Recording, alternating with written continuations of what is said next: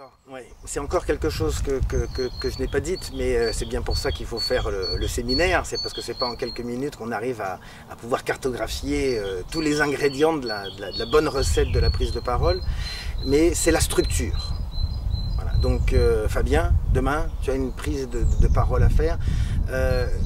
Je te conseillerais d'écouter au minimum tes craintes et au minimum tes angoisses, tes croyances limitantes. Je ne suis pas capable, je n'y arriverai, je ne l'ai jamais. Toutes ces choses-là qui nous tirent vers le bas, écoute-les un minimum. Et au contraire, mets ton écoute à la structure.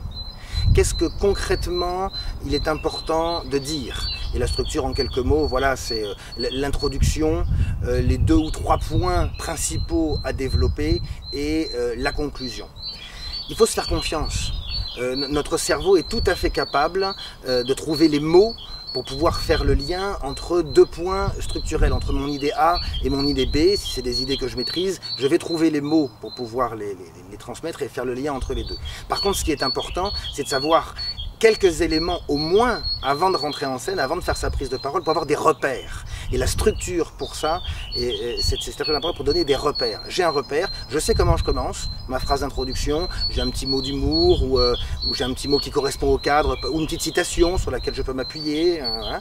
Ensuite, mon développement 1, c'est important que ce soit celui-là, et comme ça je pourrais faire le lien avec mon développement 2, qui me paraît important aussi, c'est celui-là. Si j'arrive à transmettre ces 2 idées-là, je serai satisfait. Voilà, c'est concret, c'est quantifiable. Et ensuite, je sais que je termine, avec le temps qui m'est imparti, sur une conclusion que je connais aussi concrètement, où je me suis dit, voilà, je ne vais pas inventer ma conclusion à la fin. Alors après, la structure peut changer. On peut s'adapter, on peut improviser, ça se passe bien, on peut faire différemment. Mais au moins, on a la structure de ce qu'on a à dire. Et aussi, c'est important aussi par respect pour les gens qui sont en face, qui ne vont pas simplement regarder une prestation, savoir si on est beau, si on est bien coiffé, si on est bien habillé, non, mais qui vont, eux, essayer de repartir avec quelque chose. Donc la structure peut être aussi la réponse à cette question, avec quoi mon public va-t-il repartir, ou avec quoi j'aimerais que mon public puisse repartir, parce que voilà, l'audition du public n'est pas sous notre contrôle.